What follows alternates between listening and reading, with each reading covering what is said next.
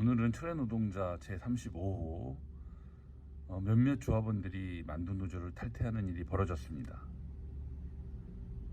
그러므로 해서 사측이 이제 어부지리를 얻게 되는데, 노동조합 가입과 탈퇴가 조합원 각자의 자유고 권리지만 이 상황이 사측에게 유리한 국면을 만들어준다는 점에서 이 상황에 대한 분석을 해볼까 합니다.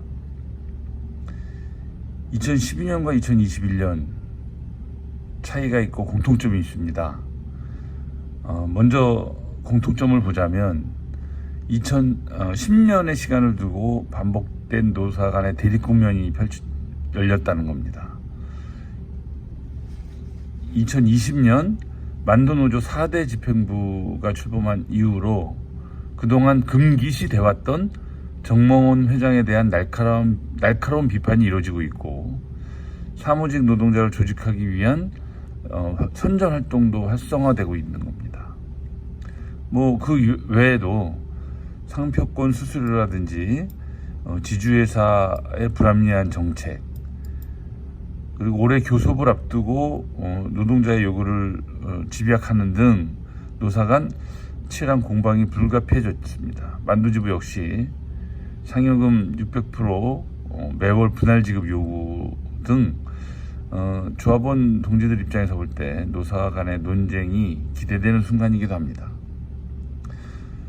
이 시점에서 만두노조 선거에 출마해서 낙선했던 동료들 몇몇이 중심이 돼가지고 노조를 탈퇴하자 동료들 사이에서는 사측이 무엇을 꾸미나 보다, 노조를 따로 또 만들 모양이다 라는 얘기가 나돌고 있죠. 이 정도면 사측이 떡봉집에 제사까지 지내야 될 판이 됐습니다. 사측은 올 교섭에서 무쟁의 사업장이라는 명예를 지킬 것인가 못 지킬 것인가, 이 기로에 서 있다고 보여집니다.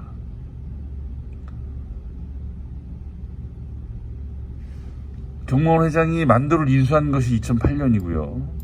2012년에는 직장 폐쇄와 만두노조가 출범했고, 이게 각각 개별적인 사건처럼 보이지만은 또한 전사 이 노사협의의 파행, 그 다음에 만두노조 탈퇴, 4월 29일 직계장에 대한 OT 10시간 인상, 이것도 각각으로 보이지만 역시 관심을 갖고 보면 연관된 부분 아니냐라는 합리적 의심을 할 수 있습니다.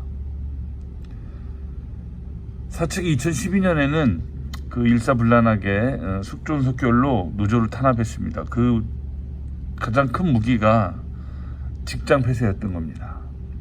하지만 올해는 그런 물리력을 바로 동원할 수 있는 조건이 안 됩니다.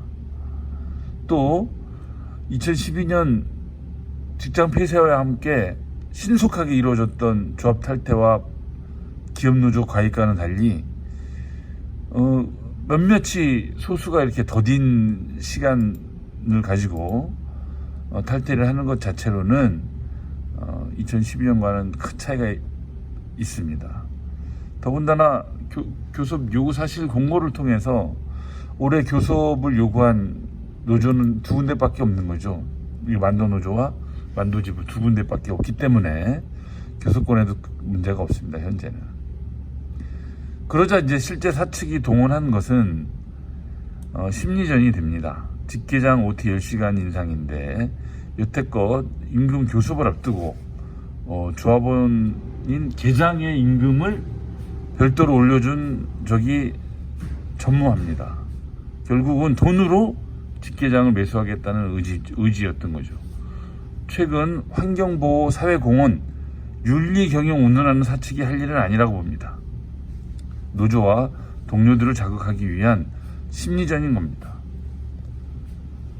복수노조 8년은 노동자의 권익을 많이 앗아갔습니다.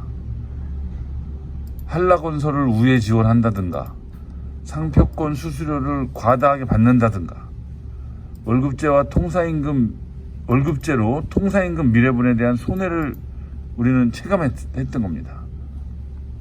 그 한 배를 탄 동료들이 세찬 폭풍우가 몰아칠 때 나살고자 배에서 뛰어내리면 뛰어내린 자나 남아있는 자나 모두 성치 못합니다. 배를 떠나지 않고 시련을 겪고도 별탈 없이 지내는 만두지부 동지들을 보면서 동료들이 굳건하게 버티면 사측의 노림은 숲으로 돌아간다는 것을 다시 깨닫길 바랍니다. 이상입니다.